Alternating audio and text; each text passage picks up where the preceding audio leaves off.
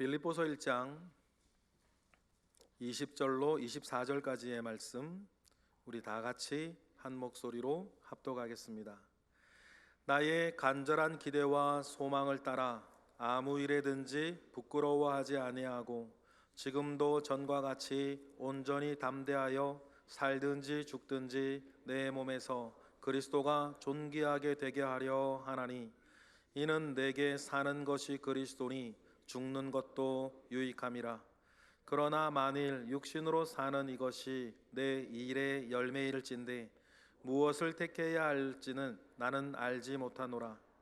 내가 그 둘 사이에 끼었으니 차라리 세상을 떠나서 그리스도와 함께 있는 것이 훨씬 더 좋은 일이라. 그렇게 하고 싶으나 내가 육신으로 있는 것이 너희를 위하여 더 유익하리라. 아멘. 오늘 말씀을 시작하면서 우리 잘 알고 계시는 복음성가 한 곳 찬양하고 있습니다. 어린 사람들은 이 찬양 불러도 무슨 뜻인지 모를 겁니다.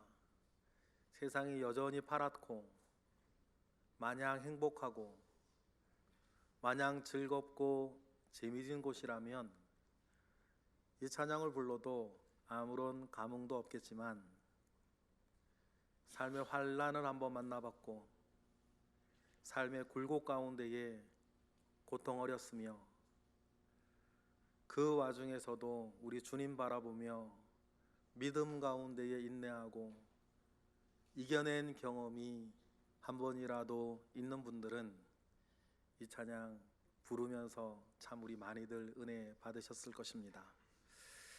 날마다 숨쉬는 순간마다 우리 한번 찬양하겠습니다.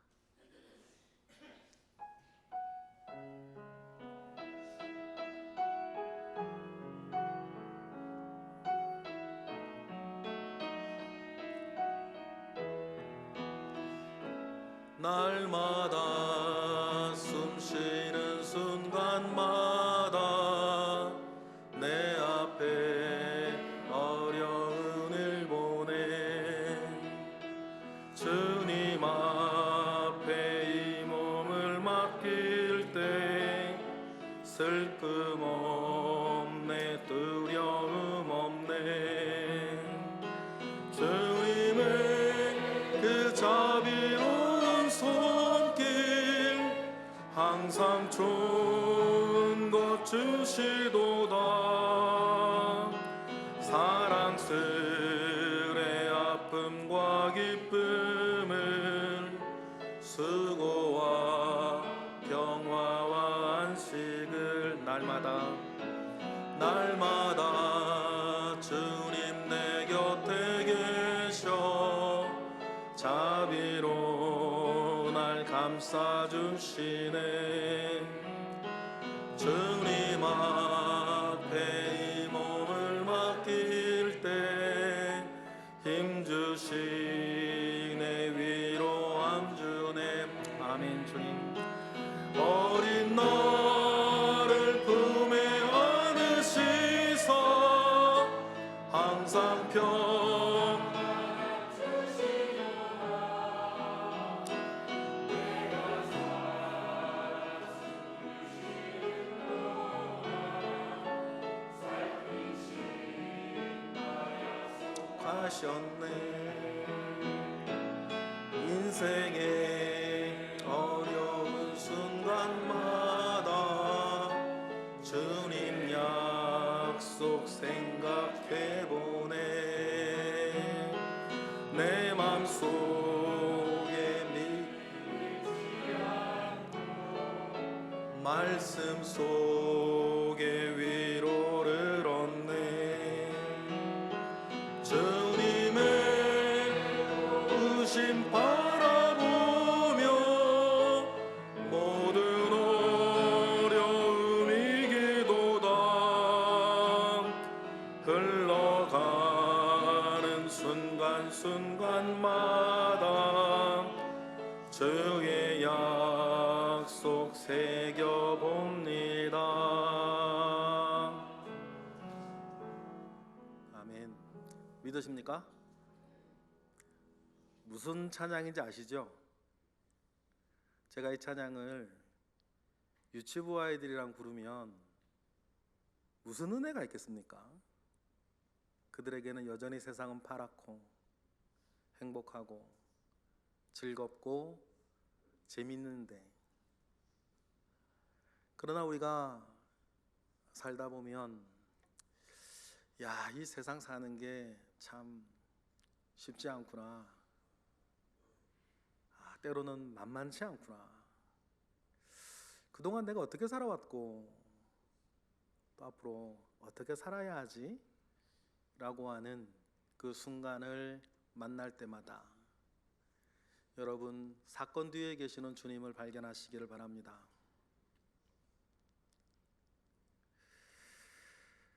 우리가 이 찬양을 부르면서 때때로 울컥 할 수 있는 것은 우리가 기억하고 있기 때문입니다. 첫 번째로 여러분들이 기억하는 것은 사는 게 참 힘들었다 라고 하는 것을 기억하는 것이고, 두 번째 여러분 기억하는 것은 그 속에서도 나를 살게 하셨던 하나님의 은혜를 우리가 기억하기 때문입니다. 지금까지 여러분은 그렇게 살아오셨고 여러분 앞으로도 그렇게 사실 것입니다. 그러니 멈추지 말고 주님께서 우리에게 허락하신 그 삶의 도를 우리가 따라 우보천리의 마음으로 여러분 묵묵히 앞에 놓인 길을 걸어가시기를 바랍니다. 개인적으로 저 역시 마지막 가사처럼 흔들릴 만한 일을 만날 때마다 주님 바라보며 흘러가는 순간마다 주의 약속을 새기며 살아온 시간이 있었습니다. 여러분도 마찬가지세요. 혹시 지금 어려운 일을 눈앞에 보고 계시는 분이 있다면 여러분의 가슴 속에 막막한 이 일을 어떻게 해야 되나 가슴 떨리는 분이 계시다면 그 속에서도 역사하시고 그 속에서도 은혜를 주셔서 우리로 하여금 멈추지 않게 하시고 여전히 살게 하시는 하나님과 그분이 주시는 은혜를 만나시기를 바랍니다. 그리고 만나실 것입니다. 여러분, 성경의 가르침 같이 환난과 환난을 만나 인내하는 것은 우리에게 소망을 이루는 과정인 것을 우리는 알기 때문이고 또 믿기 때문입니다. 말씀 읽어보겠습니다. 로마서 5장 다 같이 시작. 다만 이뿐 아니라 우리가 환난 중에도 즐거워하나니 이는 환난은 인내를, 인내는 연단을, 연단은 소망을 이루는 줄 알미로다. 할렐루야. 오늘 우리가 읽은 빌립보서 본문에는 이 마음이 정말 잘 들어있어요. 고난이 이루어내는 소망을 바라보는 바울의 고백이 참 잘 나와 있고, 그 고백 속에 이 땅을 어떻게 사랑하며 사는지도 참 잘 나와 있는 짧은 본문입니다. 여러분, 사도 바울을 잘 아시죠? 다메섹으로 가는 그 노중에 부활한 주님을 만나고 약 13년의 숙성의 기간을 거친 후 안디옥 교회에서 복음 전도자로 재기합니다. 재기하고 한 10년 정도, 11년, 12년 정도 짧은 기간 사역을 하게 되는데 정말 열심히 사역했어요. 정말 충성스럽게 복음 전하는 일을 맡았습니다. 그런데 쉽지 않았어요. 사도 바울도 몸이 무너진 적이 있었고 마음이 무너진 적도 있었고, 그러나 그때마다 우리가 알고 있는 것처럼 때를 따라 돕는 은혜를 주시는 하나님께서 우리 주님 나타나셔서 그를 붙잡아 주셨고 그를 일으켜 주셨습니다. 그러다가 에베소 사역을 중심으로 사역이 위대한 승리를 거두기 시작해요. 교회는 모래알처럼 많아지기 시작하고 굳이 자기가 이 아시아 지역, 마게도니아 지역에 있지 않아도 이제 많은 선교사들, 목회자들이 양산되면서 교회는 무럭무럭 자라게 되었습니다. 이제 노년의 나이에 접어들고 있는 사도 바울이 예루살렘에 체포되고 몇 가지 억울한 일을 거치면서 로마 감옥까지 갇히게 되어서 오늘 우리가 기쁨의 서신이라고 말하고 있는 이 빌립보서를 쓰게 됩니다. 이러한 때에 바울을 모든 사람들이 지지하고 격려했던 것은 아닙니다. 불신자는 말할 것도 없고 조롱하고 비난하는 사람들이 믿는 사람들 중에도 있었고 심지어는 다른 사역자들까지도 바울을 조롱하기도 했습니다. 하지만 바울은 그 모든 일 속에서도 그리스도만 전파된다면 자기는 좋다고 말한 뒤 시작하는 믿음의 고백이 오늘 본문이에요. 맨 먼저 그래서 이렇게 말을 하죠. 20절 우리 읽어보겠습니다. 시작. 나의 간절한 기대와 소망을 따라 아무 일에든지 부끄러워하지 아니하고 지금도 전과 같이 온전히 담대하여 살든지 죽든지 내 몸에서 그리스도가 존귀하게 된다면 나는 괜찮다. 감옥에 있어서 그런지 바울은 이때 자신의 죽음에 대해서도 한번 생각해 봅니다. 빌립보서를 바울이 쓸 때에는 바울이 사형 선고를 받지 않았을 것이고 로마 시민권자인 자기는 살인이나 반역의 죄를 범한 건 아니니까 풀려날 줄 알고 있을 때가 이 빌립보서를 쓸 때거든요. 그렇다고 해서 여러분 감옥 안에서 바울이 답답하지 않고 힘들지 않았던 것은 아니에요. 아마 죽을 듯이 힘들었던 것 같아요. 그런데 우리 좀 전에 읽었던 로마서 5장 환난은 인내를 낳고 인내는 연단을 낳고 연단은 소망을 이룬다는 그 성경 구절을 직접 기록한 사람은 바울이었고 빌립보서 앞에 로마서를 쓴단 말이에요. 그럼 바울은 알고 있어요. 어떤 환난이 내게 와도 환난은 인내를 낳고 인내는 연단을 낳고 연단은 소망을 이루는 줄을 바울은 알고 있습니다. 믿고 있어요. 그래도 힘든 건 힘든 거예요. 여러분 이거 잘 이해하셔야 돼요. 믿음이 있고 은혜 가운데 있어도 여러분 힘든 건 힘든 거예요. 힘든 걸 힘들지 않다고 말할 필요는 없어요. 왜냐하면 여러분 잘 아시지 않습니까? 힘든 건 힘든 거예요.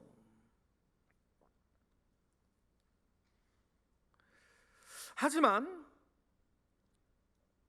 바울은 그 안에서도 죽음을 생각할 정도로 차라리 이러면 죽는 게 좋겠다라고 하는 마음이 들 정도로 힘들었는데 그러면서 바울이 쓰고 있는 내용을 읽어보실게요. 21절이에요.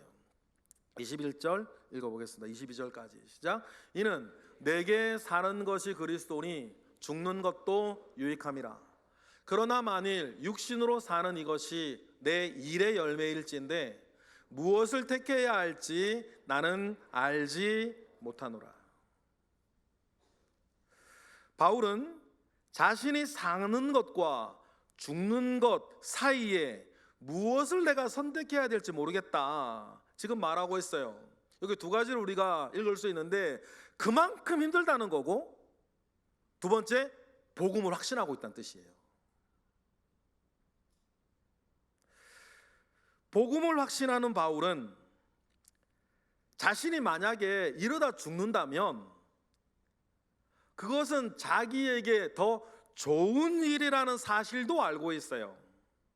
여러분 이 사실도 믿으시기 바랍니다. 23절 읽어볼까요? 시작. 내가 그 둘 사이에 끼었으니 차라리 세상을 떠나서 그리스도와 함께 있는 것이 훨씬 더 좋은 일이라 그렇게 하고 싶다 그러나까지. 여러분 이러한 믿음 저와 여러분에게 있기를 바랍니다. 제가 직접 들은 얘기, 교회 다니는 사람들은 이상하대요. 천국은 가고 싶은데 죽기는 싫어하더만. 천국은 가고 싶대. 그래 죽기는 싫어해. 어떤 분은 제가 이 얘기 어떤 목사님한테 얘기하니까 그래 맞아 천국은 가고 싶은데 오늘은 아니야.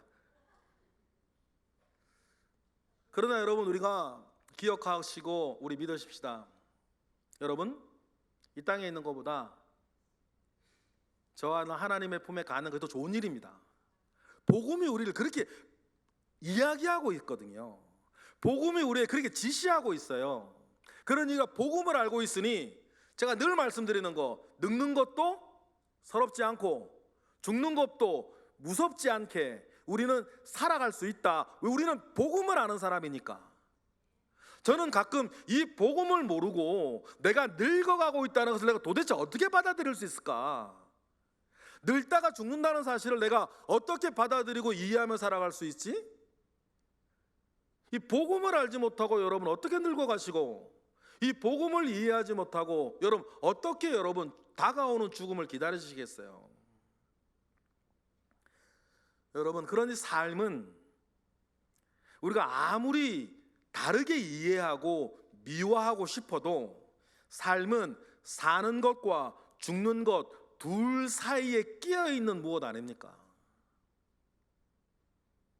이러한 사실이 바울에게만 해당되는 일이겠습니까? 여기에 있는 우리 모두가 그런 것 아닙니까? 누가 자신은 아니길 바랄지라도 그래서 제주도에 아무리 사람을 보내서 불로초를 구하려고 해도 여러분 안 되는 것은 안 되는 것입니다.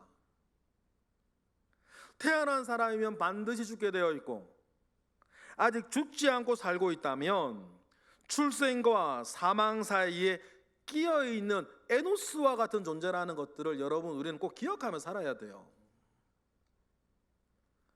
그런데 바울은 이 둘 사이에 내가 만약 하나를 선택해야 한다면 차라리 이 세상을 떠나는 것, 죽어서 주님과 함께 있는 것이 더 훨씬 좋은 일이라고 알고 있고 믿고 있고 말하고 있어요. 이 사실 절대 잃어버리면 안 됩니다. 내가 죽을 때도 사랑하는 누군가를 떠나보낼 때도. 왜냐하면 복음의 능력과 복음의 약속을 우리는 알기 때문이에요. 여러분 여기서 두 번째, 그렇다고 자신의 삶을 등한시해서도 안 된다. 왜냐하면 바울이 그런 얘기를 하고 있는 거예요. 자기를 생각하면 죽는 것이 훨씬 좋은 일을런지도 모릅니다. 하지만 주변에 함께 살고 있는 사람들을 생각하면 자신이 사는 것이, 살고 있는 것이 주변의 사람들에게 더 좋은 일이라는 것도 알고 있어요. 여러분도 마찬가지. 이것도 믿으셔야 돼요. 다음 절 읽어볼까요? 24절 다 같이 시작. 내가 육신으로 있는 것이 너희를 위하여 더 유익하리라. 할렐루야. 여러분 이 사실도 동일합니다. 여러분들도 마찬가지예요. 여기에 있는 그 어느 누구라도 한 명, 일명 예외 없이 여러분들이 살고 있는 것이 여러분 주변의 모든 사람들에게 유익한 일이에요. 그러면 살아야지. 그러면 살아야죠. 그러면 열심히 살아야죠. 그러면 보람되게 살아야죠. 그러면 더 잘 살아야죠. 이 사실에도 여러분 예외는 없습니다. 늙어도 좋습니다. 무능해도 좋습니다. 병들어도 좋습니다. 살고 있는 것이 여러분 주변의 모든 사람들에게 좋은 일입니다. 자궁암에 걸리신 어머니의 대소변을 받아내더라도 어머니가 살아계신 일이 훨씬 좋은 일이었다는 것을 저는 압니다. 다시 한번, 늙으셨더라도 병들으셨더라도 무능하셨더라도 여러분 사셔야 합니다. 설령 죄가 있었더라도 사셔야 돼요. 살아가는 것이 여러분 주변에 있는 모든 사람들에게 유익한 일이기 때문입니다. 그리고 유익한 일이라면 정말 유익하도록, 더 유익하도록 여러분 사시길 바랍니다. 사는 것과 죽는 것 사이에 끼어 있는 여러분, 삶이 허락된다면, 그러니 우리는 삶을 낭비하지 말고 여러분 사시되 열심히 보람있게 사시기를 바랍니다. 어떤 일이 있어라도 사셔야 되고, 어떤 일이 없어서 낙심이 된다 하더라도 여러분 사셔야 합니다. 그리고 우리에게 주어지는 그 모든 일 속에서 우리 하나님을 보세요. 우리의 하나님이 아니고서는 여러분에게 일어나는 일은 없습니다. 우연은 없어요. 우리에게 일어나는 일 중에 무엇이라도 우연은 없습니다. 모든 일 뒤에는 하나님이 계십니다.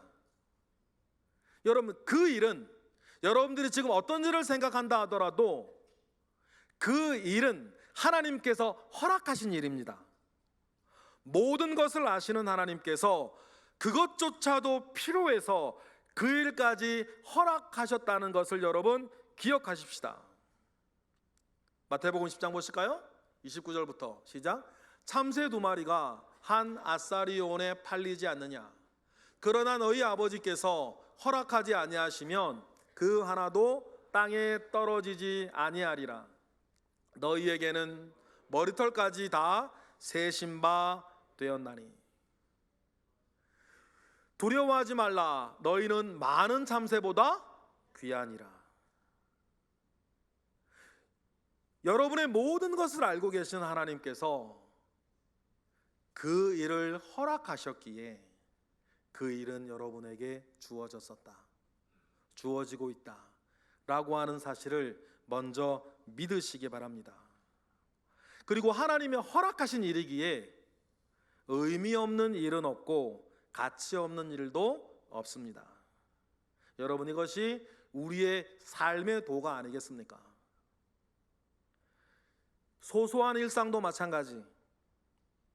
그러니 주어진 일이면 뭐든지 열심히 하시고, 주어진 자리면 뭐든지 책임을 다하시는 그러한 삶의 도가 우리 모두에게 있기를 바랍니다.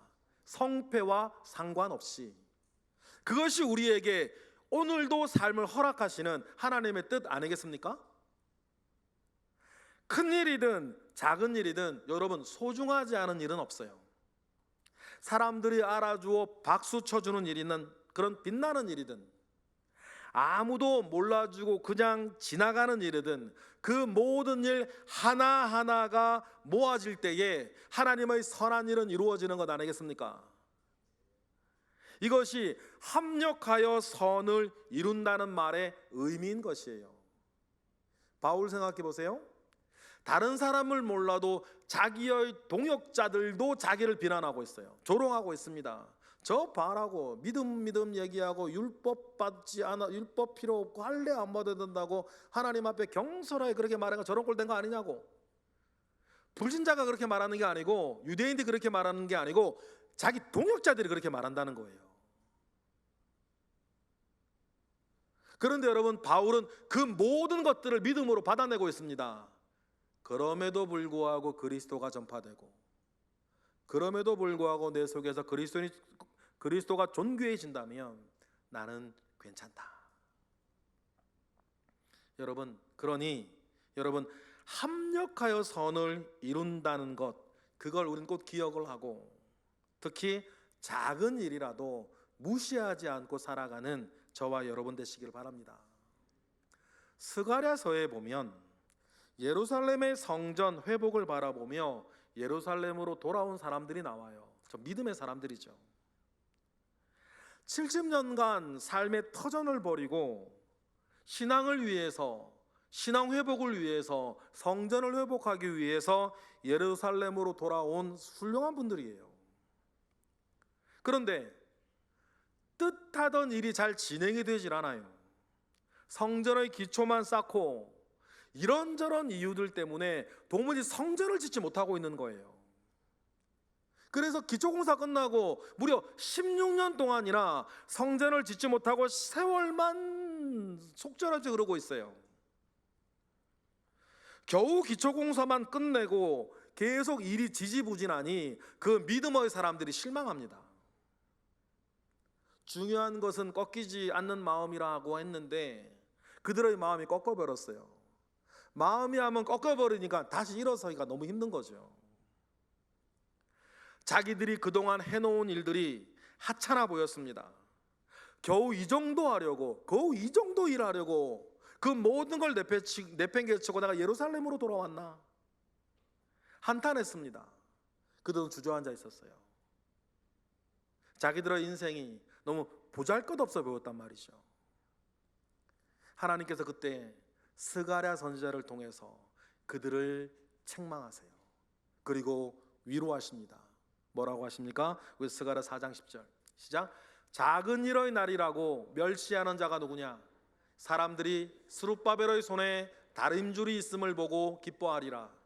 이 일곱은 온 세상에 두루다니는 여호와의 눈이니라. 온 세상을 두루다니는 여호와의 눈앞에 너희들이 지금 하고 있는 그 일을 작은 일이라 멸시하지 마라. 우리 인생을 향한 하나님의 말씀이 오늘도 이와 같을 줄 믿습니다. 여러분, 그런데도 의외로 많은 분들이 자기의 삶을 과소평가하고 계세요. 자기의 인생을 보잘것없는 것이었다 생각하는 분들이 의외로 많습니다. 여러분, 그렇지 않아요. 여러분 아시지 않습니까? 믿음 안에 있으면 좋은 일이라고 다 좋은 일이 아니고 나쁜 일이라고 다 나쁜 일이 아니더라. 믿음 안에 있다 보니 결국 선하신 하나님께서 그 모든 일을 좋은 일로 만들어 가시더라. 여러분 그거 아시지 않습니까? 마찬가지 믿음 안에 있으면 큰 일이라고 다 큰 일이 아니고 믿음 안에 있으면 작은 일이라도 다 작은 일이 아니더라. 우리의 작은 일을 통해서 큰 일을 행하시는 하나님이 계심을 믿으시기 바랍니다. 하나님께서 언제 모세 보고 홍해를 가르라 그랬습니까? 막대기로 치라 그랬지. 그러나 막대기로 홍해를 치는 작은 일에 순종하면 홍해를 가르는 큰 일은 하나님이 하신다. 그러면 여러분 지팡이로 홍해를 치는 작은 일이 작은 일입니까? 큰 일이지. 하나님께서 언제 소경을 눈뜨라고 하셨고 하나님께서 언제 안전뱅이 일으키라고 하셨습니까? 하나님께서 언제 중풍병자 낫게 하라고 하셨나요? 지붕 뜯어내고 환자 내리면 그 작은 일을 하면 중풍병자를 낫게 하시고 죄를 사해 주시는 큰 일은 주님이 하신다. 그러면 여러분 지붕 뜯는 그 일이 작은 일인가요? 여러분 기억하십시다. 우리의 작은 삶, 우리의 작은 일을 통해서 큰 일을 이루어 가시는 분은 하나님이시다. 그러면 여러분 우리에게 작은 일이 어디 있어요? 우리에게 작은 일은 없어요. 크던 작던 건 세상 판단이고 우리의 모든 일은 하나님의 선한 일을 이루는 통로가 될 것을 믿으시기 바랍니다. 그러니 작은 일이라 할지라도 하나님을 바라보고 충성하면 그것은 큰 일인 거예요. 게다가 우리 주님은 작은 일을 대하는 태도로 그 사람의 됨됨이를 본다고 하셨습니다. 그리고 작은 일 하는 것을 보고 그에게 큰 일도 주신다고 하셔요. 여러분 기억하십시다. 우리 주님은 지금도 우리가 작은 일을 대하는 태도를 보십니다. 그리고 그를 귀히 쓰실 거예요. 달란트 비유에서 하신 얘기가 이 말씀이거든요. 읽어볼까요? 마태복음 25장 21절 시작. 그 주인이 이르되 잘하였도다 착하고 충성된 종아, 내가 작은 일에 충성하였음에 내가 많은 것을 내게 맡기리니 내 주인의 즐거움에 참여할지어다. 그래서 마더 테레사가 이런 말을 하지 않았습니까? 작은 일은 작은 일이다. 그러나 작은 일에 충성하는 것은 큰 일이다. 여러분, 그렇습니다. 작은 일이라도 그것이 나의 끼어 있는 삶에 하나님이 주신 일이 그 일이라면, 여러분, 그 일을 통해서 하나님은 나의 나됨을 만들어 가심을 믿고 그 속에 하나님의 섭리가 있다는 것을 믿고 여러분 걸어가시기를 바라요. 그러면서 하나님은 우리에게 믿음의 좋은 태도, 삶의 좋은 태도를 우리가 가지기를 원하십니다. 그리고 이게 잘 안 되면 우리에게 하나 주시는 게 있어요. 믿음의 좋은 태도를 가지고, 삶의 좋은 태도를 가지고 우리가 살아가기를 원하시는데, 그게 잘 안 되면 하나님께서 우리에게 주시는 게 하나 있는데, 그게 뭐냐면 고난이라는 거예요. 그러니 여러분, 모든 고난에는 하나님의 뜻이 있습니다. 아파하고 슬퍼하고 불안해하고 괴로워하고 노여워하는 그 일에는 나를 만들어 가시는 하나님의 섭리가 있어요. 토기장이로서 우리를 빚어 가시는 하나님의 뜻이 흐르고 있을 때, 그 고난을 통해서, 고통을 통해서 하나님께서 무엇을 하려고 하시는지 시편 107편에 참 잘 나와 있는데 그 중에 일부를 읽어볼게요. 10절부터 다 같이 시작. 사람이 흑암과 사망의 그늘에 앉으며 곤고와 쇠사슬에 매임은 하나님의 말씀을 거역하며 지존자의 뜻을 멸시함이라. 그러므로 그가 고통을 주어 그들의 마음을 겸손하게 하셨으니 그들이 엎드러져도 돕는 자가 없었다는 고단을 주세요. 이 고통을 통해서 사람의 마음을 겸손하게 하시고 믿음을 멀리하고 하나님의 뜻을 멸시하던 마음을 깨뜨려 주십니다. 때로는 엎드러져도 스스로 일어나 돕는 자가 없게 만들기도 하세요. 그러면서 우리가 하나님밖에 없다는 사실을 알게 하십니다. 외로운 고난 중에 우리가 하나님께 겸손히 나아오기를 원하시죠. 여러분, 사실 아프지만 하나님의 선하신 뜻이 우리에게 이루어지는 순간이 이때예요.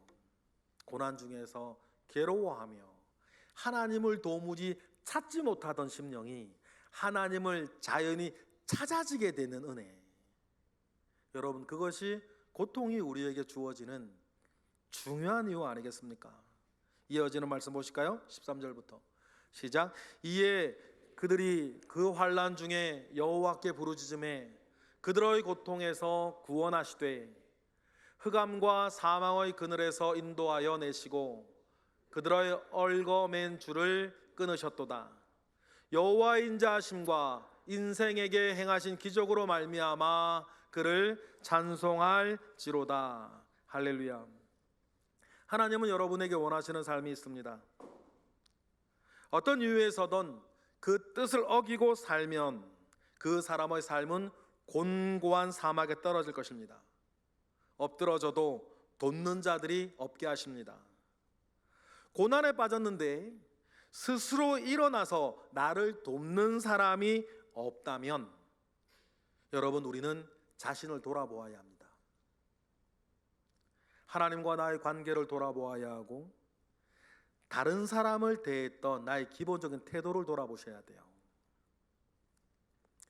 나치가 독일을 장악했을 때에 감옥에서 돌아가신 한 목사님의 일기의 내용을 보고 제가 참 감동한 적이 있었어요.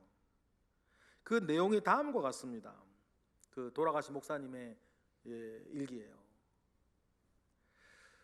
저희들이 유대인들을 잡아갈 때에 나는 가만히 보고 있었다. 나는 유대인이 아니었기 때문이다. 저들이 동성애자를 잡아갈 때에 나는 가만히 있었다. 나는 동성애자가 아니었기 때문이다. 저들이 부자를 잡아갈 때에 나는 가만히 있었다. 나는 부자가 아니었기 때문이다. 그리고 저들이 나를 잡아갈 때에 사람들은 가만히 있었다. 내가 단 한 번도 저들을 도와준 적이 없기 때문이다. 여러분, 고난 중에 있다면 특히 나에게 왜 이런 시련이 주어졌을까? 겸손히 자기를 돌아보는 은혜가 있어야 됩니다. 친절하게도 하나님은 이러한 우리의 돌아봄의 시간에 마지막에 우리가 반드시 가져야 할 결론도 알려주셨어요. 여러분, 우리가 우리를 돌아보고 고난 가운데 나를 살필 때에 우리가 마지막으로 가져야 될 마음, 마지막으로 반드시 잉태해야 할 마음이 하나 있는데 그것이 뭘까요? 전도서 3장 10절부터 읽어볼까요? 시작. 하나님이 인생들에게 노고를 주사 애쓰게 하신 것을 내가 보았노라. 하나님이 모든 것을 지으시되 때를 따라 아름답게 하셨고 또 사람들에게는 영혼을 사모하는 마음을 주셨느니라. 그러나 하나님이 하시는 일의 시종을 사람으로 측량할 수 없게 하셨도다. 우리가 그 모든 노고 속에서 우리 자신을 되돌아보고 삶을 되돌아보고 주변을 돌아볼 때에 결국 하나님께서 우리에게 맺기 원하시는 한 가지 마음이 있는데 그게 뭐라고요? 영혼을 사모하는 마음이라. 모든 것은 변하고 모든 것은 지나가지만 변하지 않고 우리가 있을 영원, 우리가 바라보는 그 영원을 사모하는 마음, 여러분, 그것입니다. 이 마음에 영생이 있기를 원하는 마음이 심어지고 영생을 얻기 위한 거듭남의 은혜가 이 마음에 심어지는 것 아니겠습니까? 이를 위해 하나님은 인생들에게 노고를 주시고 우리로 하여금 애쓰게 하시고 견디게 하셨습니다. 하나님은 지금도 여기 있는 여러분 모두에게 희노애락의 사건들을 주십니다. 그 안에서 화도 내고 즐거워하고 노여워하기도 하고 상처받기도 하고 상처 주기도 하고. 여러분, 그러나 그 모든 일들 가운데에 이루어져야 할 마지막 결론 하나 있습니다. 다시 한번 뭐라고요? 영원을 사모하는 마음을 가지는 것이다. 우리의 인생은 사는 것과 죽는 것 사이에 끼어 있는 철로의 역정을 걸어가는 것 아니겠습니까? 여러분, 이러한 마음, 이 영혼을 사모하는 그 마음을 히브리서는 다음과 같이 우리에게 일러줘요. 히브리서 11장 16절 시작. 그들이 이제는 더 나은 본향을 사모하니 곧 하늘에 있는 것이라. 이러므로 하나님이 그들의 하나님이라 일컬음을 받으심을 부끄러워하지 아니하시고 그들을 위하여 한 성을 예비하셨느니라. 이 사실을 가슴에 품고 살아가는 사람이 그리스도인인 것입니다. 여러분, 우리는 이 세상이 전부인 것과 이 세상이 전부인 것으로 알고 사는 사람들과 다른 사람들입니다. 여전히 이 세상 것이 자기의 모든 것이고 이 세상 것에 취해 살아가는 사람이 이 자리에 계시다면 그분은 아직 자기가 누군지 모르는 사람이에요. 여러분, 우리는 우리 주님이 모든 준비를 다 해놓으신 그 돌아갈 본향이 있는 사람입니다. 그리고 우리 주님은 때가 되면 우리를 데리러 올 것이라고 말씀하십니다. 요한복음 14장 주님이 친히 하신 말씀 다 같이 시작. 너희는 마음에 근심하지 말라. 하나님을 믿으니 또 나를 믿으라. 내 아버지 집에 거할 곳이 많도다. 그렇지 않으면 너희에게 일렀으리라.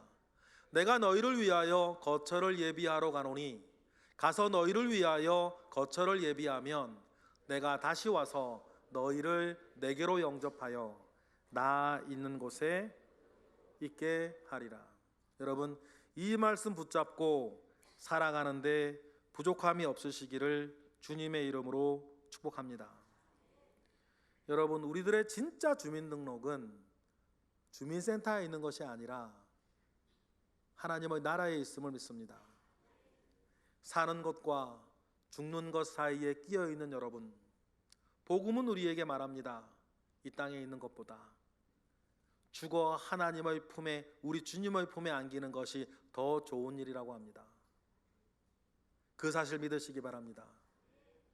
그런데도 우리가 우리의 삶에 또 충성을 다하길 원하는 것은 저나 여러분이나 우리가 살고 있는 것이 누군가에겐 유익한 일이기 때문입니다.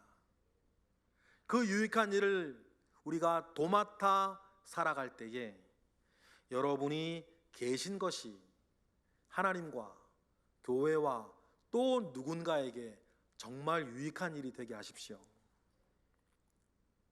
그러한 능력 속에 여러분, 작은 일이라고 업신여기지 마시고 큰 일이라고 여러분 열등감에 빠지지 마시고, 하나님께서 오늘 내게 주신 이 자리가 꽃자리인 줄을 알고 하나님이 허락하신 일과 하나님이 허락하신 자리라는 것을 믿으며 여러분, 저 본향을 바라보며 둘 사이에 끼어 있는 그 삶을 잘 살아가시기를 축복합니다.